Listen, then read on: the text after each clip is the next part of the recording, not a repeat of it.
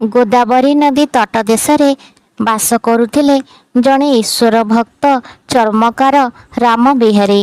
ପ୍ରତିଦିନ ସେ ତିଆରି କରୁଥିଲେ 2 ଯୋଡ଼ା ଜୋତା। ଏହି ଜୋତା ମଧ୍ୟରୁ ଏକ ଯୋଡ଼ା ଜଣେ ସନ୍ଥଙ୍କୁ ଦାନ କରୁଥିଲେ, ଅନ୍ୟ ଯୋଡ଼ାରେ ନିଜ ପରିବାରର ଗୁଜୁରାଣ ମେଣ୍ଟାଉଥିଲେ। ତାଙ୍କର ପତ୍ନୀ ମଧ୍ୟ ସେହିଭଳି ଧର୍ମପ୍ରାଣା ଥିଲେ। ଚର୍ମକାରଙ୍କର ଧନ ସଞ୍ଚୟ ଲୋଭ ନଥିଲା। ପ୍ରତିଦିନ ଯାହା ମିଳୁଥିଲା ସେଥିରେ ଦୁଃଖ କଷ୍ଟେ ଚଳି ଯାଉଥିଲେ।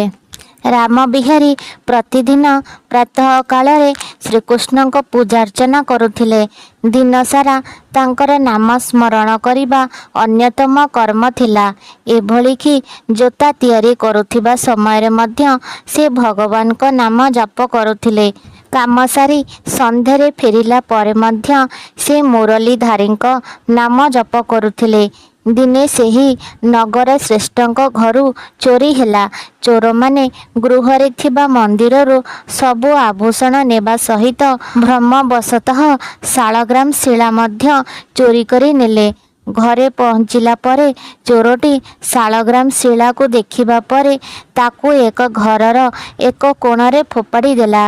କିଛି ଦିନ ପରେ ଚୋରଟି ସେହି ଅତି ସୁନ୍ଦର ଦେଖାଯାଉଥିବା ଶାଳଗ୍ରାମ ଶିଳାକୁ ନେଇ ଚର୍ମକାରଙ୍କ ନିକଟରେ ପହଞ୍ଚିଲା।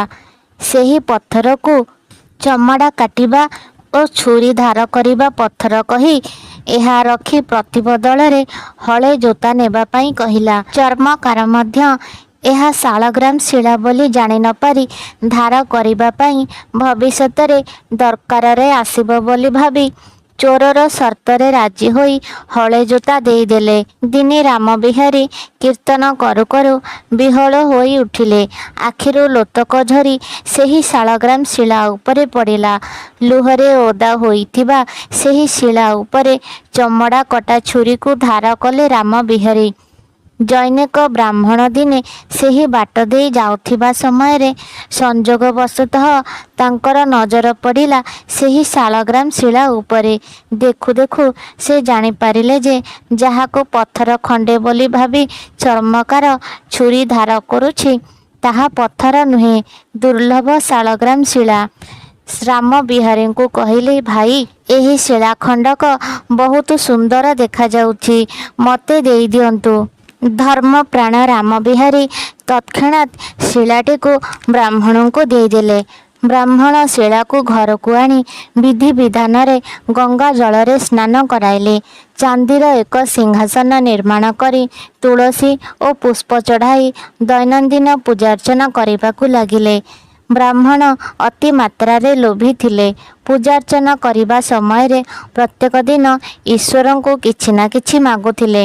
ବ୍ରାହ୍ମଣ ଥିଲେ ଭୋଗବାଦୀ, ତେଣୁ ଧନ କାମନା କରୁଥାନ୍ତି। ଭଗବାନ ଶାଳଗ୍ରାମକୁ ପ୍ରତିଦିନ ଏଭଳି କିଛି ନା କିଛି ମାଗୁଣି ବହୁତ ଖରାପ ଲାଗିଲା। ରାମ ବିହାରୀଙ୍କ ନିଷ୍କପଟ ଭକ୍ତି କଥା ସେ ମନେ ପକାଇଲେ। ଦିନେ ରାତିରେ ବ୍ରାହ୍ମଣଙ୍କୁ ସ୍ୱପ୍ନରେ ଦେଖାଦେଇ କହିଲେ, ମୁଁ ତୁମର ପୂଜାର୍ଚ୍ଚନାରେ ଖୁସି ନୁହେଁ କି ତୁମ ଆଚରଣ ମୋତେ ଭଲ ଲାଗୁନାହିଁ। ମୋତେ ତୁରନ୍ତ ରାମ ବିହାରୀଙ୍କ ନିକଟରେ ଛାଡ଼ିଦେଇ ଆସ। ବ୍ରାହ୍ମଣ ଏହା ଶୁଣି ଅତି ବିଚଳିତ ହୋଇ ପଡ଼ିଲେ। ରାତି ପାହୁ ନ ପାହୁଣୁ ବ୍ରାହ୍ମଣ ସ୍ନାନାଦି ସାରି ଶାଳଗ୍ରାମ ଶିଳାକୁ ନେଇ ରାମ ବିହାରୀଙ୍କ ନିକଟରେ ପହଞ୍ଚିଲେ। ରାମ ବିହାରୀ ବ୍ରାହ୍ମଣଙ୍କୁ ଦେଖି ଆଶ୍ଚର୍ଯ୍ୟ ହୋଇଗଲେ।